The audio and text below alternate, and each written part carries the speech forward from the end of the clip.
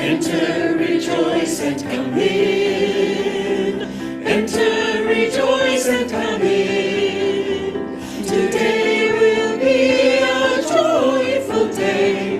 Enter, rejoice, and come in.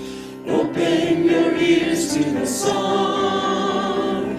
Open your ears to the song. Today will be a joyful day.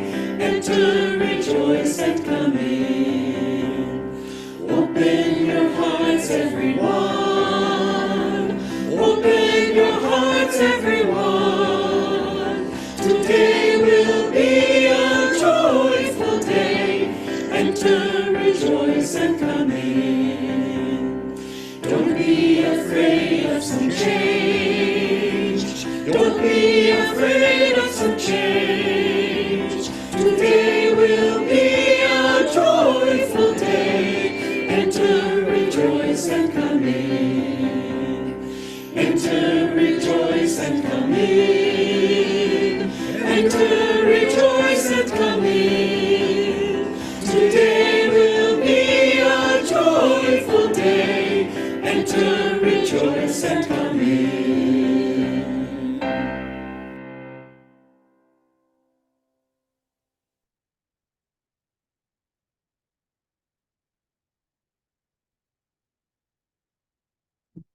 Good morning.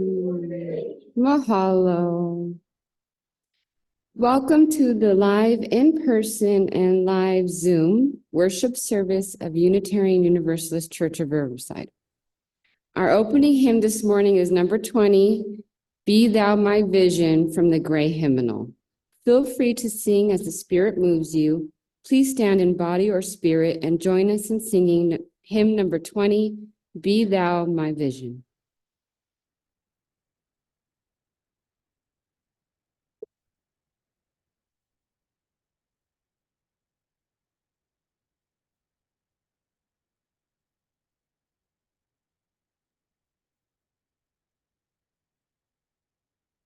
Be thou my vision, O God of my heart, not be all else to me, save that thou art. Thou my best thought by day or by night, wake or sleeping, thy presence my light. Be thou my wisdom, and thou my true word. I ever with thee, and thou with me, God. Thou so shelter, thou my high tower. Raise me heavenward, O power of my power. Riches I heed not, nor world's empty praise. Thou my inheritance now and always. Thou and thou only, first in my heart. Sovereign of heaven, my treasure thou art.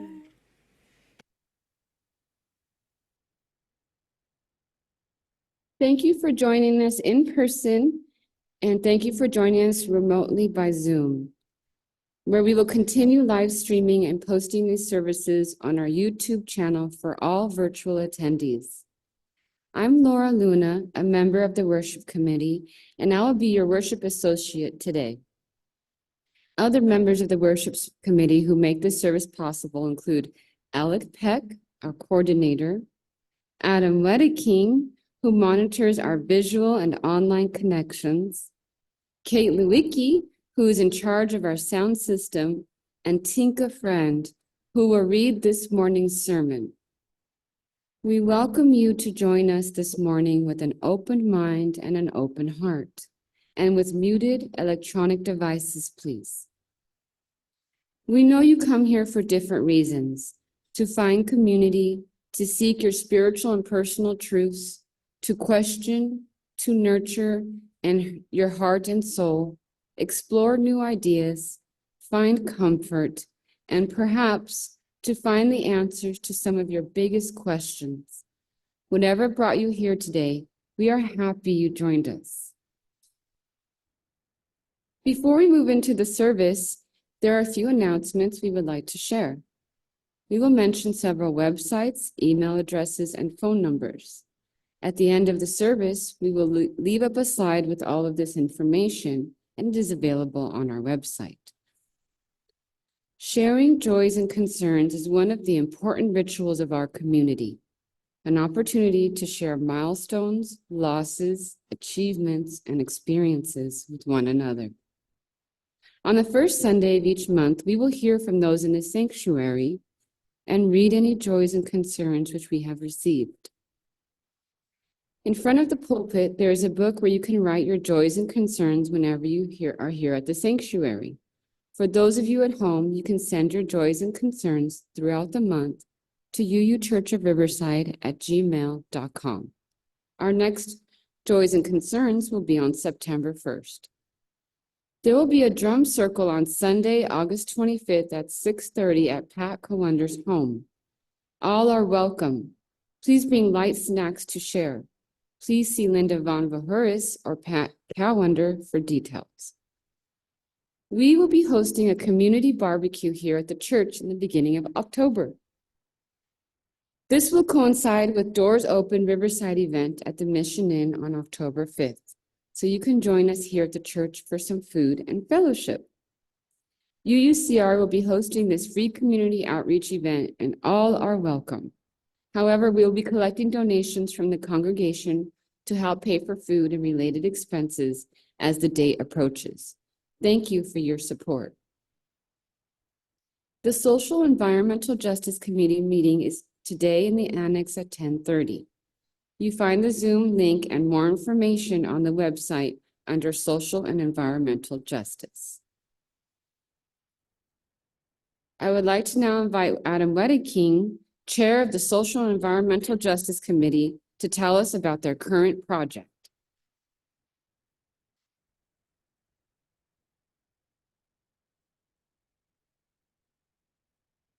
Good morning. Last week, 2 weeks ago, I think it was, 2 weeks ago, we learned about the Salah family from the pulpit here in our service. And we learned about the things that they're going through and what they're facing in Gaza right now. And we've talked about ways to support them. One way, I don't know if they will be out there today, but I want you all to keep your eyes open over the coming weeks. We have invited them. Hanadi is the mother of these 3 young boys, and her aunt lives here in Riverside. So she will be coming and making some Palestinian desserts to sell to raise money for their immediate needs and for them to put away for the eventual ability for them to leave Gaza when they're able to, when those routes open. So if you see her, I don't know if you'll see her out today. Maybe our services right now are a little early, so maybe once we go back to 10, we'll see her. But when you see her out there, make sure you say hi and buy a dessert for her. Cool. Thank you.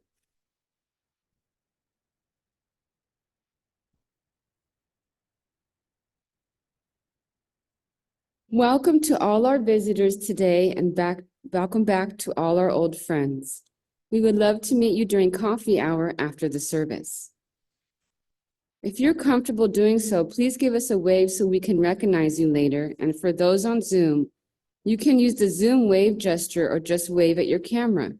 We'd love to chat with you out in the parish hall, where you can also find our visitors book. Please leave your name before you leave so that we know you are here, and leave your contact information if you would like updates of church events. For those online, the best way to get added to the mailing list is the email of the church at admin@uuchurchofriverside.org. And now I invite you to sit back, take a slow, deep breath as we move into the worship hour. We are welcome to read with me the mission statement of our church. Our mission is to foster a diverse religious community that celebrates life, affirms the individual, encourages spiritual growth and open thought, and works to advance social justice and environmental sustainability. Today's sermon was written by Rev Cathy Bowers. Rev Cathy Bowers was ordained in 1991 and served in the religious education and parish ministry at the Fallen UU Church in Lexington. She obtained her Master's of Divinity from Harvard Divinity School in 1991. The inherent worth and value of every person means that our ultimate value comes from the simple fact of our being. It is tied to who we are and not what we do. We can agree that work is good and healthy for human beings, but is our worth as human beings directly linked to the quality and quantity of what we accomplish? Your life is more than your work, and your work is more than your life. Today, we contemplate the value of both work and rest in our lives, and how we can balance the time for simply being with the time for doing. We have two lightings of the sacred flame.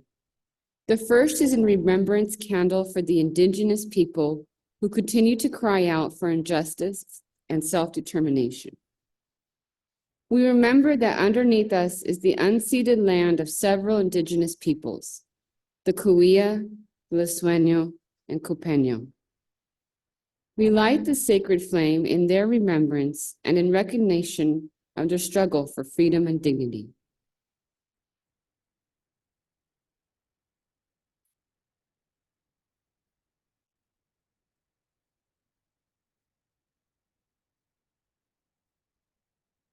Our second sacred flame is our own chalice, the symbol of our faith.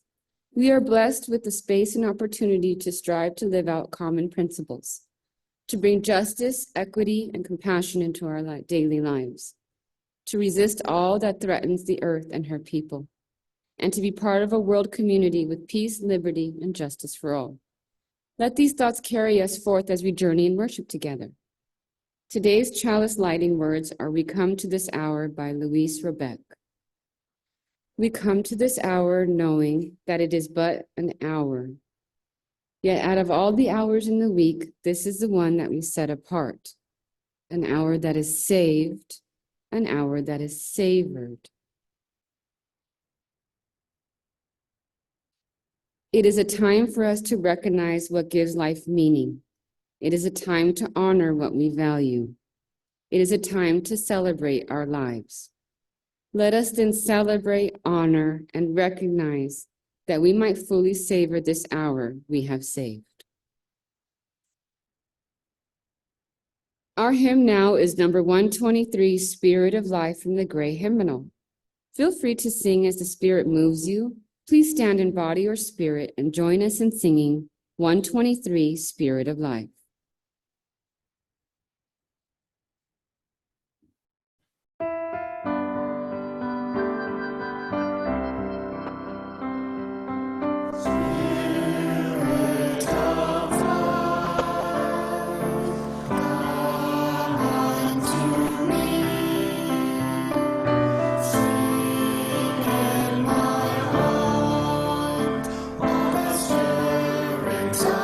Of compassion,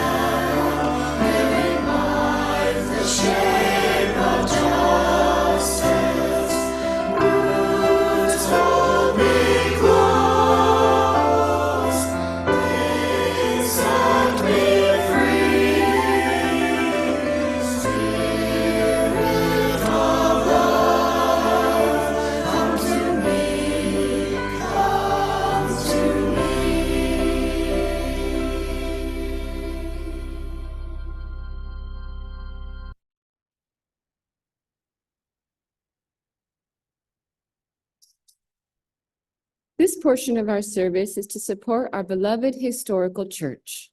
This can be accomplished several ways. In addition to the weekly collection, you may send your checks to the church address, which is shown here. You may contribute by PayPal using the QR code, which is shown here, as well as the church website and in the newsletter. Stater Brothers Market gives our church a rebate on Stater's groceries cards, which we will have in the church each Sunday.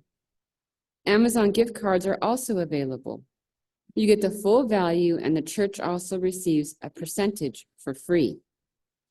Please see Dinah Rowe or Robert Braun in the church office if you are interested in purchasing the gift cards. Please donate as the Spirit moves you by whatever method works best for you. Thank you for your generosity. To those who give their time and talent, thank you for your generous care and attention. And to all of those who have joined us today, thank you for the gift of your presence. Will our ushers now please come forward to receive the collection? A bag will also be passed around to collect food and hygiene items for those in need.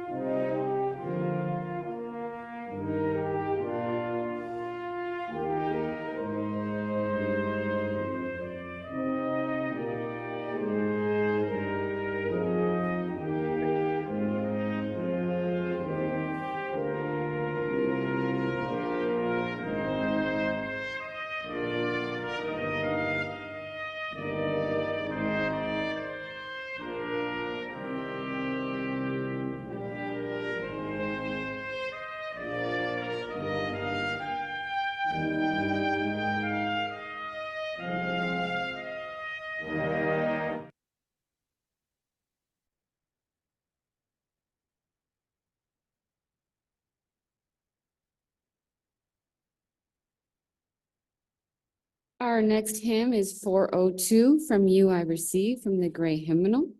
Feel free to sing as the Spirit moves you, but please only with a mask on. Please stand in body or spirit and join us in singing hymn 402, From You I Receive.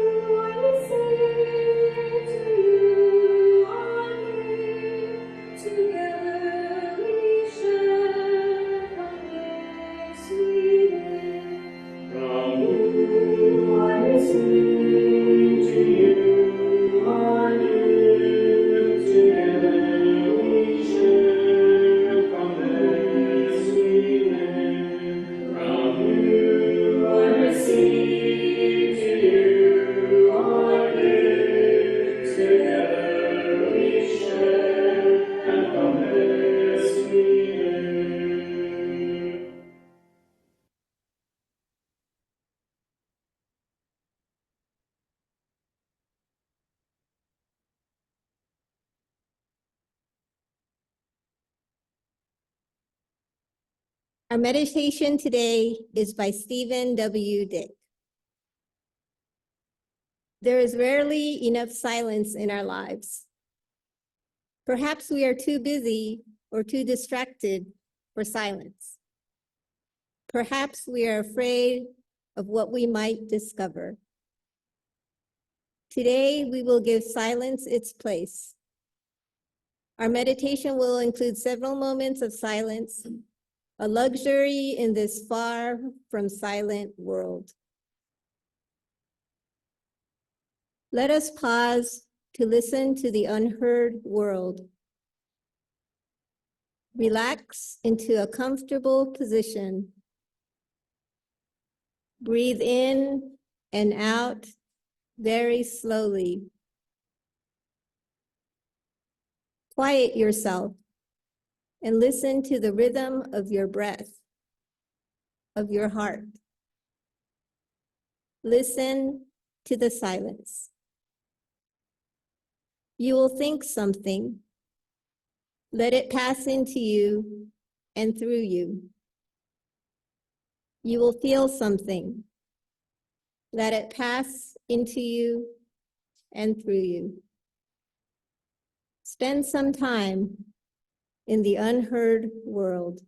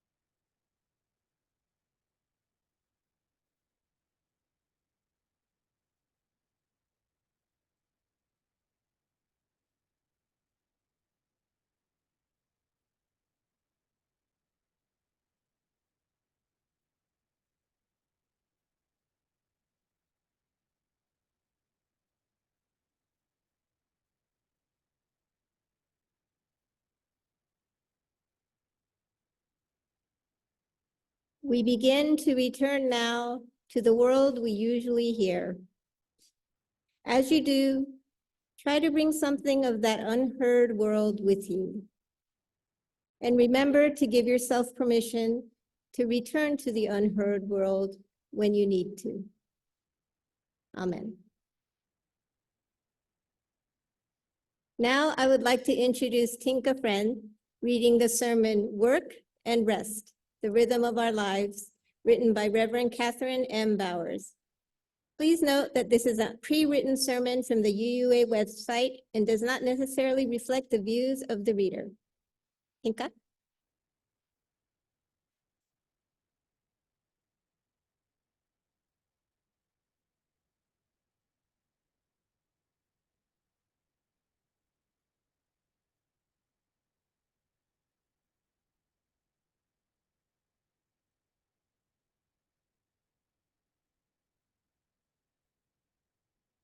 So welcome, good morning, everybody. And when I was reading this, as was stated, this is not a sermon that I wrote this time. And so when I was reading over it, however, I really connected with this sermon. And parts of it, I think, are resting in my heart. So I hope that this connects with you as well. I'm not sure when Reverend Bowers wrote this. I suspect it's probably not in the last 10 years or so, when our society has really been affected by our phones and social media and everything else. I think this was before that. And so now the sermon, Work and Rest, the Rhythm of Our Lives, by Rev Cathy Bowers. According to economist Juliet Schor, author of The Overworked American, having the chance to spend time not doing anything in particular is less common than it used to be. In her book, Schor documents the increased amount of time spent working, both paid employment and working around the house. She studied this and documented it over a 20-year period. She estimates that between 1969 to 1987, the amount of time per year that an average employed person spent on a job in the United States went up by 163 hours, or the equivalent of 1 month of work, while the total amount of time spent on housework remained constant. So if we feel that our time is more squeezed and that we are spending more and more time working on our lists and less time on leisure activities, there is good reason for that. It is ironic that in this decline in leisure time, that it came on the heels of revolutions in technology that were expected to provide us with more free time than any society had ever known. In the late 1950s, experts predicted that the 4-day work week was soon to come, and that by the early 1990s, we would have either a 22-hour week, a 6-month work year, or a standard retirement age of 38. That hasn't happened. Rather than using the time we save through technology for leisure activities, we use it to get more work done. Shore claims, quote, "In the past 40 years, we could have cut our work time in half without any decline in productivity. But instead of increasing our free time, we've actually reduced it." So what is this national disease that causes us to work harder and harder the more time that we save? Clearly, the issues of work and overwork, vacation and leisure time have many dimensions: economic, political, and social. The fact that some people work 60 hours a week means that others do not work at all. Overwork and unemployment are closely linked. Some of us work extra jobs because that's what it takes to make ends meet. Or we work overtime because that's what it takes to keep the job. Others who ostensibly have more freedom to set their own schedules just don't manage to take the vacation that they have coming to them. While the overwork disease displays itself in individual cases, it is at root a cultural phenomenon. As the Utne Reader puts it, quote, "Our growing time crunch is too often portrayed as a personal dilemma rather than the social problem that it is."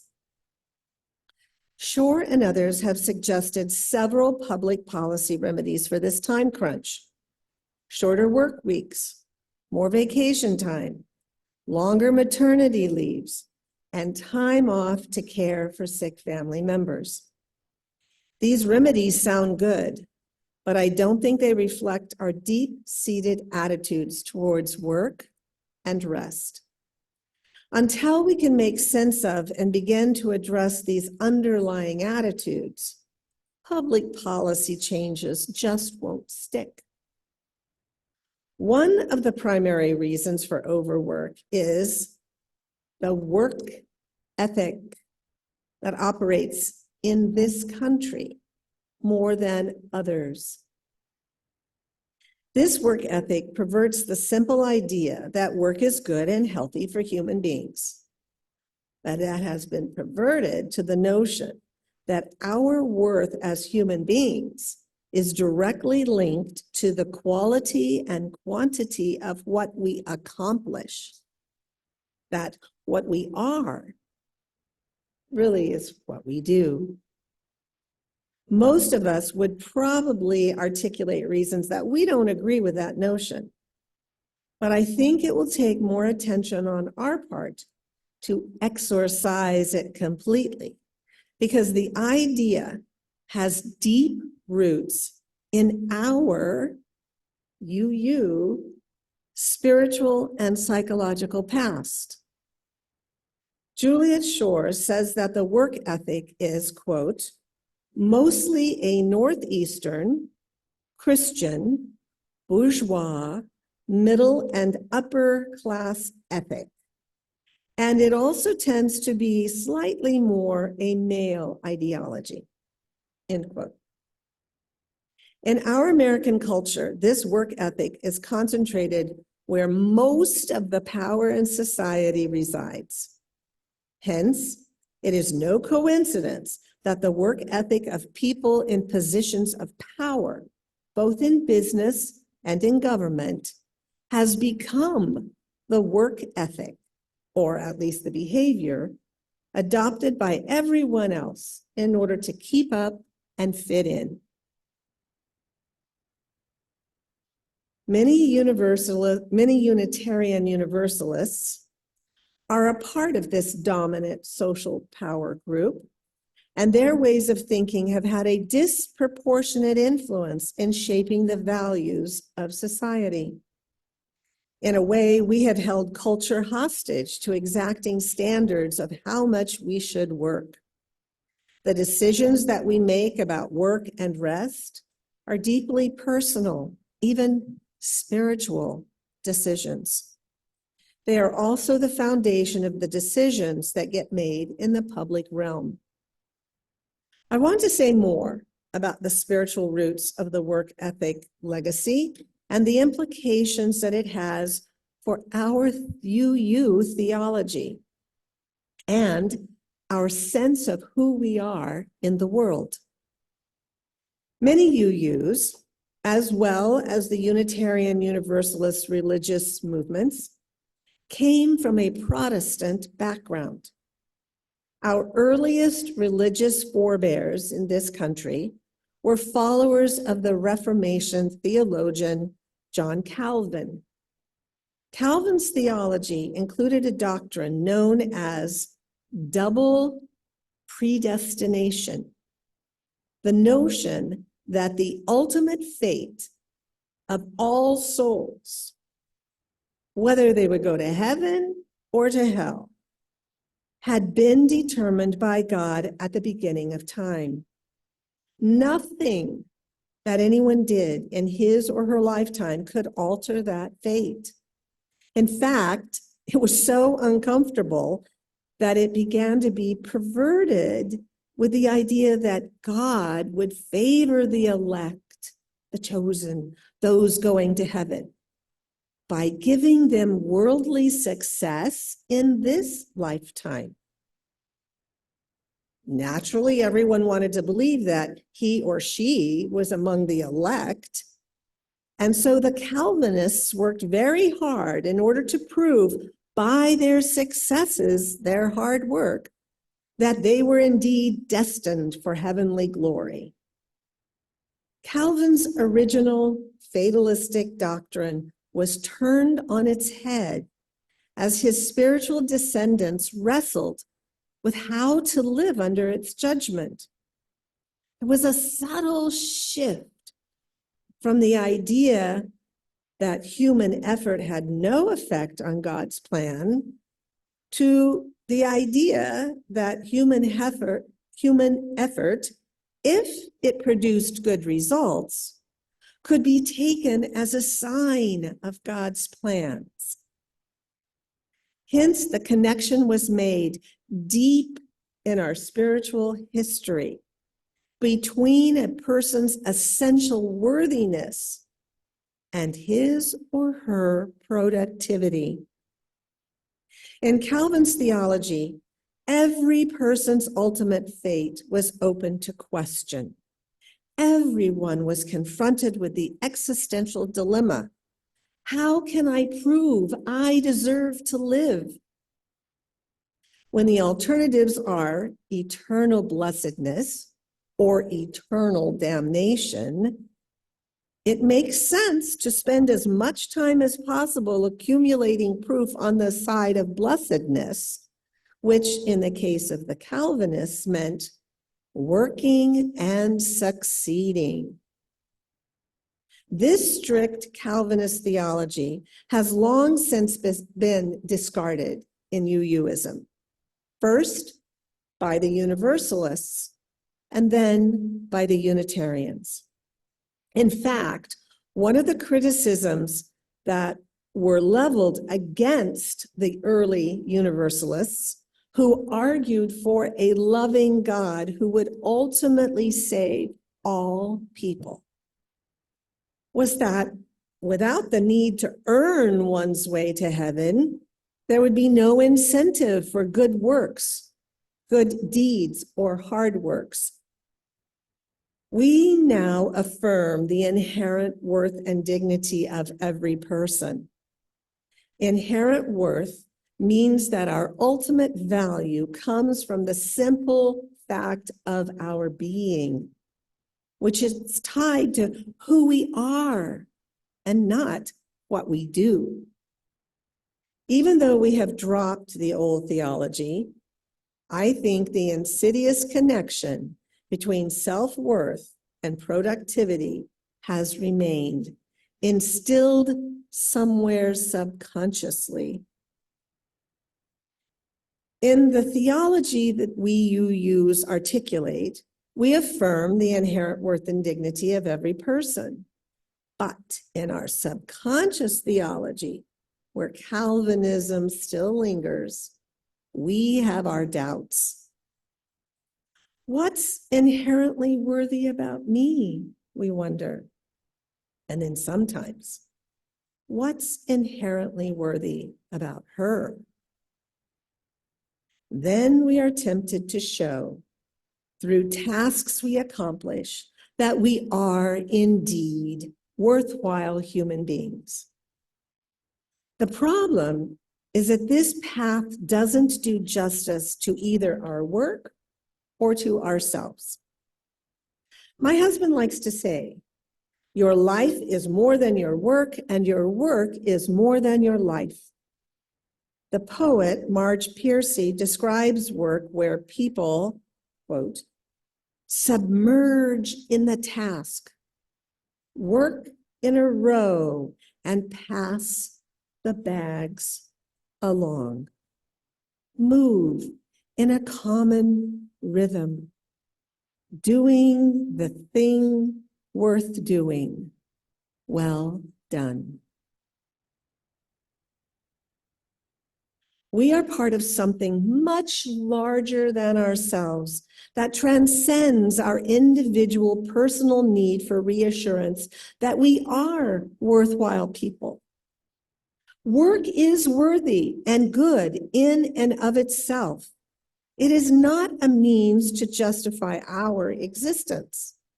This is not to say we shouldn't be recognized, appreciated, and compensated for the work that we do.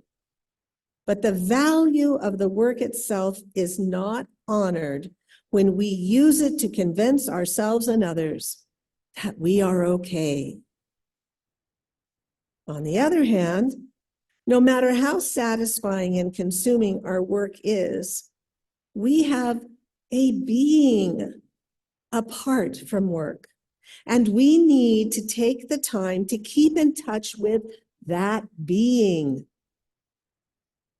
There is a story about an explorer in South America who was traveling madly from one edge of the continent to the other, getting up before dawn every day and pushing his crew until sundown or later.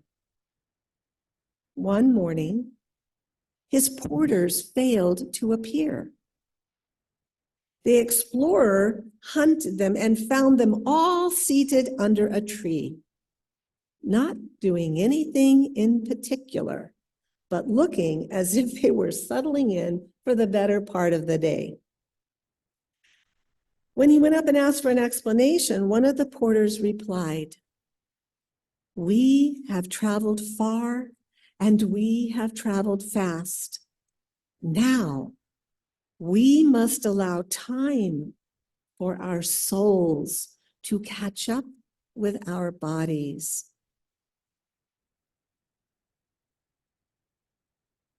Our souls are the cores of ourselves that exist and have worth regardless of anything that we do.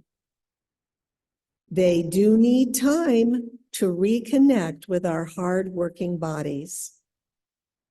It is when we lose track of our souls that we forget about inherent worth and begin to think that our work, our doing, can help us regain that basic sense of who we are. We need to schedule periodic times of rest and renewal. Times when we can experience what it is just to be by ourselves, to be with friends and family, to be in community. It is not easy to set aside this kind of time on a regular basis. Ritual and repetition help. Even the deep soul connection doesn't happen on every occasion. The regular practice of spending time just being can remind us that we value ourselves. UU Minister Elizabeth Tarbox describes the experience of going to the ocean, just to be. I am with the broken stubble of the marsh grass that holds on through the wrecking wind and the burning flood. I am with the grains that mold themselves around everything, accepting even so unworthy a foot as mine, holding and shaping until it feels that what I don't know cease to embarrass me. What I do or don't do is of no moment now. Now I am here and grateful to be touched, calmed, and healed by the immense pattern of the universe. Reassured, I am called back to my life, to another day.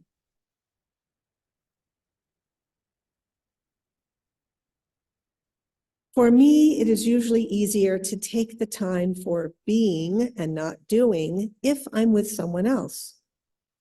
The person's presence reminds me that it is worthwhile to spend this time with no end product in mind. On my own, the wealth of things that I feel I need to do comes spilling in, and I find it difficult to fend them off.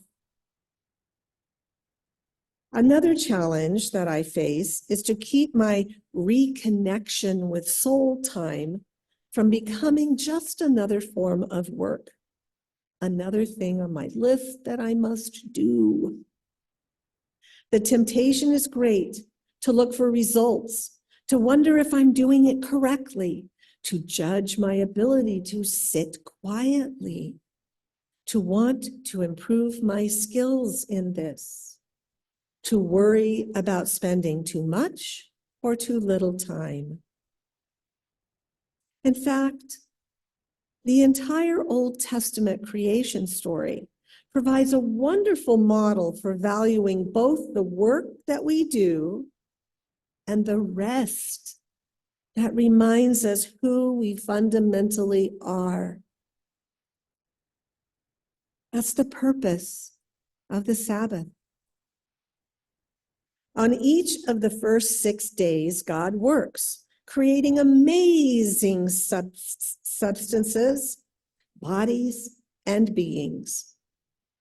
At the end of each day, God surveys the accomplishments and pronounces them good. At the end of 6 days, God reviews all of creation and pronounces it very good.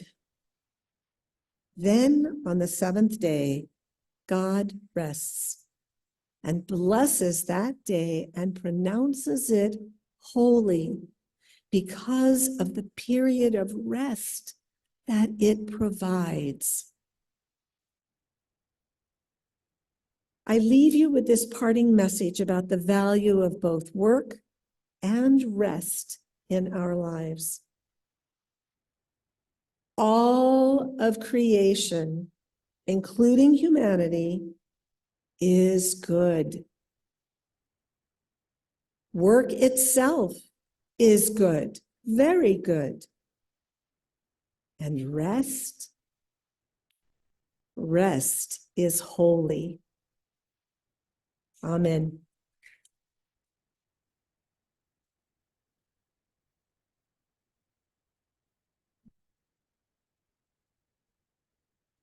Our closing hymnal is 311, Let It Be a Dance from the Gray Hymnal. Feel free to sing as the Spirit moves you. Please stand in body or spirit and join us in singing hymn 311, Let It Be a Dance.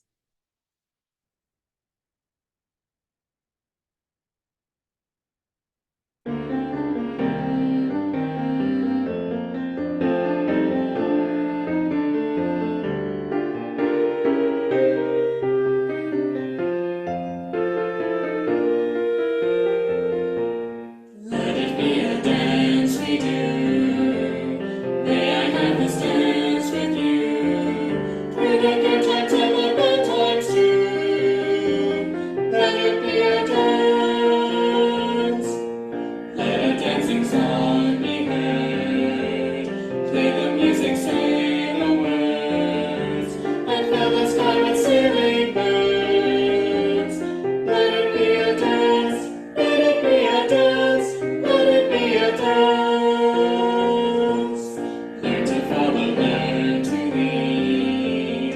Feel the rhythm, feel the beat. To reap the harvest, plant the seed.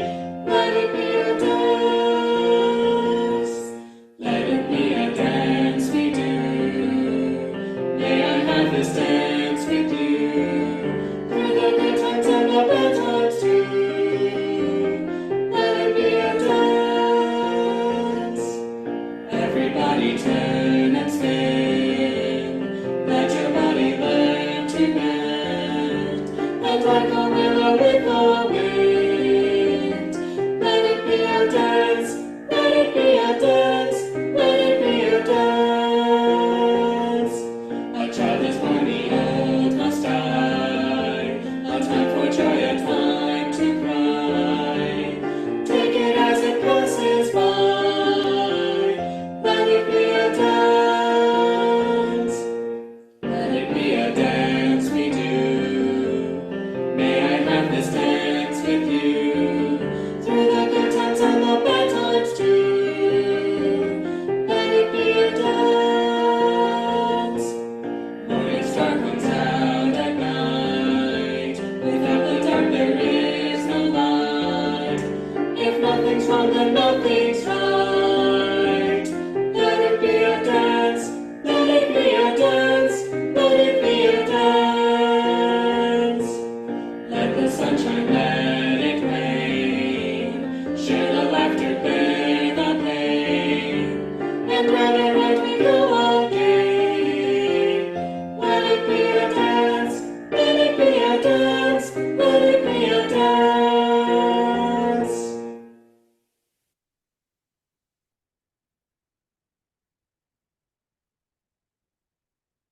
May you leave this time together changed.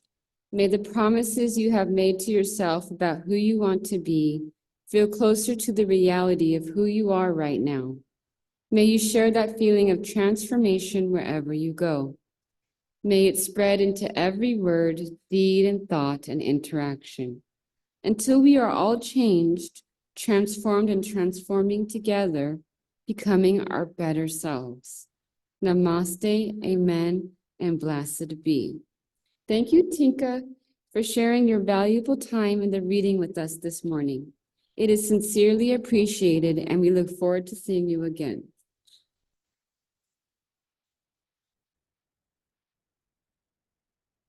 We will have 10 to 15-minute discussion following the service for those of you who wish to share your thoughts on today's topic. Please be aware this will be included on the video that is posted. For the rest of you, you are now welcome to adjourn into Parish Hall. If anybody would like to come up and share their thoughts, or anyone online who would like to share anything with us,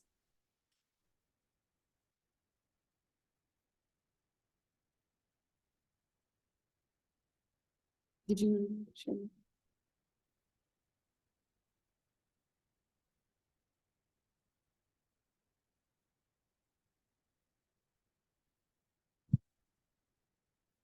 After college, there was this family whose mother thought that I should marry one of their two daughters. They lived in the Bay Area, and I happened to be in the Bay when my parents went to visit some friends. And she invited me to come and join her in her world, the mother did, and said, "You can work at my delicatessen." And so I was there for 2 or 3 weeks until I made a couple of mistakes, including giving a woman cheese for meat, because I didn't know all the fancy cuts of meat and cheese. And the woman complained to this lady who took me in, my boss, said, he's giving me meat for cheese. And she said, "What are you doing?" And I thought, maybe I shouldn't stay with this family anymore because I'm causing a problem. Anyway, the reason why I came up was because I observed the father of this family. Now, he was the manager of grocery stores, but he didn't have any college. And the wife told me, because he was very proud and like an automaton, she said they tease him. His name was Lloyd. She said, they tease him at work. They say, "Lloyd, you're so good. We send you to a store and you improve the productivity of the store. And we send you another store that's lagging. You improve the productivity of that store too. We would love to advance you up into the higher realm, but you don't have college, you don't have that degree. So here's another store." And they'd send him to another store to straighten out. So Lloyd worked 6 days a week. He'd leave. I saw him when I stayed for the 2 weeks with the family. He'd leave at about 6. No, he'd get up at 6, or maybe it was 5:30. And he'd leave and he'd come back home about 8:30. His wife would dutifully set the meal out. And so we'd eat around 9 o'clock at night, which seemed a bit late to me, but that's when Lloyd would come back. And on Friday night, he and his wife and his 2 daughters would go out to have a meal on the town, where he would always complain about the steak. It was always too rare or too well done, and he'd send it back. And he was a manager, and he would, be very angry, of course, that the food wasn't right. So anyway, I watched this, and I at first I thought, this guy is, workaholic and kind of mean. He had a reputation that in any store that he was in, this was back in the 60s, if hippies came in, he'd go over and just throw them out. And since I had long hair at that time, I figured I wouldn't go into any of his stores for fear he'd throw me out. But I came to feel very sorry for this man. He worked for 6 days a week, very long hours. And then on the 7th, the bosses would give him tickets to go maybe to see a basketball game, which he liked, sports, or to opera, which he hated.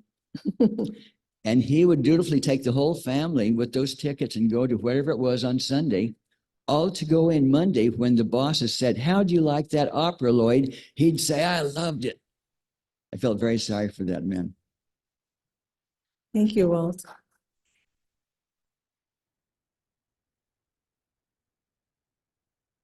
I wanted to comment a few things that came to me as I was reading this.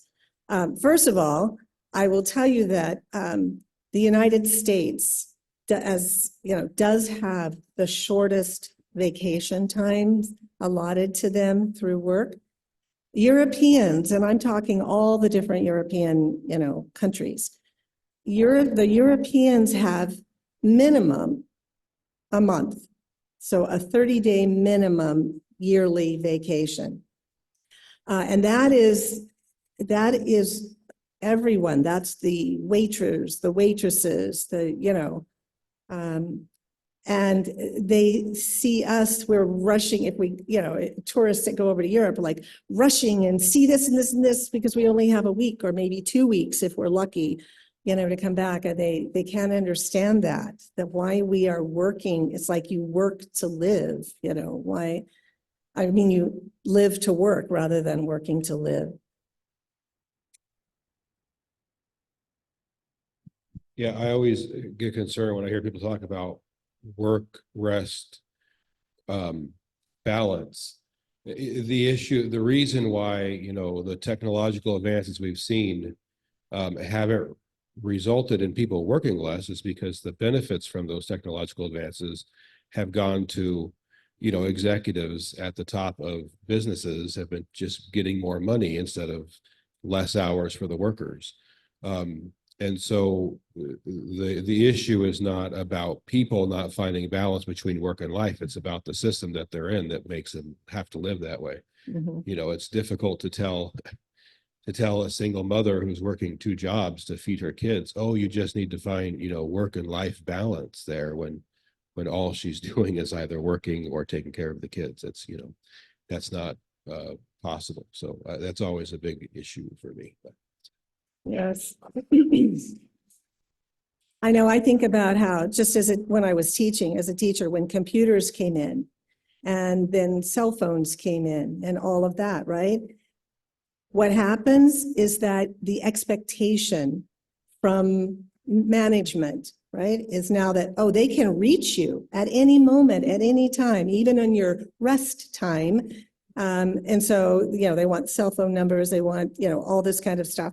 And with computers, it's like, oh, well, at home, you can log in the kids' grades, you can do all this kind of stuff. So basically, where before your work was confined to your work spot, your workplace, now you're connected to work everywhere you go. And that was one of the reasons why I personally refused to have a cell phone, and I didn't have a home computer.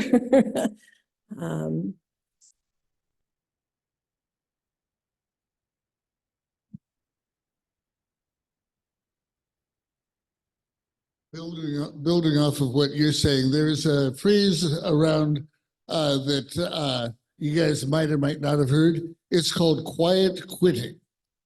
And also on YouTube, there's they have, 2 sets of people that got popular enough to where there was 2 sets of heroes, stick figures. But one of them is called, the better of the 2 is called Veronica. Basically, she'll say things like, I didn't know it was bring your children to work day. Well, it isn't. Well, then why are you talking to me as if I was one of your children? Let's not be raising your voice like that. And it was I am calling you because I am sick and I'm letting you know that I won't be in, as opposed to, oh, you have to go and have somebody come in and work for you. Little tiny offenses have stacked up to the point where now, in the old days, we'd talk maybe less about, there's people opting out of the system now like crazy. Just spend the better part of the day trying to get myself awake, but also looking at YouTube. A lot of people looking at, I'll live out of a van for 6 years and see if I can get myself a tiny house. They are not even opting into something with a ton of zeros on the end of it. Oh, here's a house that they're asking $1 million for. They're saying, I need to find myself a little chunk of land. Of course, you're daydreaming, so it's always going to be green and beautiful. Tiny little oasis so where nobody bothers you. There's a place called Slab City out in the desert where it's brutal, but it actually seems to be free. But usually people living out of their RVs and Airstreams and whatnot, and get no water, no services, but you also better not take off the neighbors. They've gone after this whole quiet quitting thing. In the old days, it was find a good job.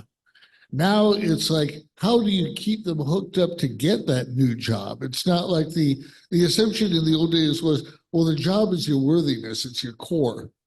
And it's now all of a sudden it turns into maybe not, it's my core. What do we do there are people now that, on the scary side, how do you convince someone that their job is valid? And on the plus side, if it is valid, how do you keep them pumped up enough to go after it, to be a part of the system, as opposed to, I'll do this work thing just enough to get groceries in because I'm burned out and I'm broken. So I'll get the groceries coming and then I'll disappear, and I'll not be reachable by phone. Thank you. Thank you, Bill. And is there anyone online that perhaps this sermon touched them and they have something that they want to share?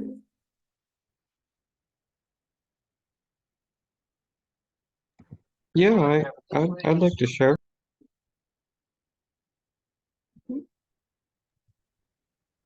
Jonathan? Yeah. Okay, please do so. Hi, my name is Jonathan. Yeah, this was a very meaningful sermon to me. I can definitely relate to working, having a sense that I'm working to to gain the favor of someone else or God. Especially growing up as a Christian, I interpreted a lot of the teachings as kind of like that it was described in the beginning, the Calvinistic, like if I'm not working to gain, my quote unquote heavenly ticket, then I'm then I'm not I need that. It's almost like in the background, I need this motivation, otherwise I wouldn't be a good person. And really working, I felt very led about 3 years ago to see myself as God sees me. I read a Bible verse that I've read wrong for so many years. It talked about love one another, and that's all I heard. And then one day it hit me. The rest of the Bible verse goes, "Love one another as you love yourself." And I felt God was saying to me, "Jonathan, do you love yourself the way you love other people?" And I realized that I wasn't seeing myself the way God sees me. And so I've begun this journey, and it's just really transformed my life. If work goes well, great. If work doesn't go well, it's still okay. If I have a relaxing day, wonderful. If it's a little bit stressful, that's okay. I'm no longer defined by what I do. I am already inherently full of worth. And that's the way I was made. That's the beautiful soul I have. And I'm thankful. I'm thankful that I'm seeing that. I see that a little bit more than, well, a lot more than I did before. I understand there's all this, things with what's the word for it? The economy and increased work hours and all that stuff is like so out of my control. But I'm glad I can focus on what's in my control, the way I treat myself, and the way I am kind to others around me. It's just an expression of my inherent worth. Thank you. Thank you, Jonathan. Okay, is there anyone else?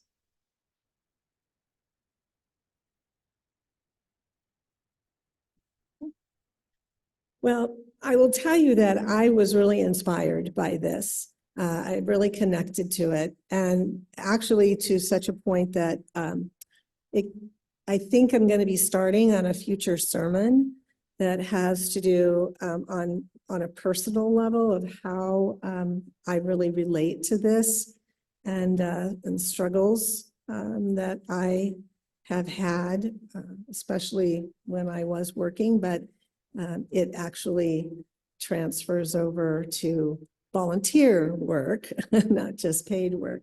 So, so I may do that for a future sermon. And I want to thank all of you for being here this morning, and I hope that you did get something out of the sermon.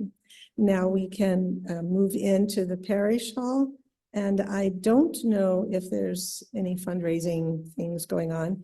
Okay, so please join us in the fellowship hall for some refreshments and fellowship. Thank you.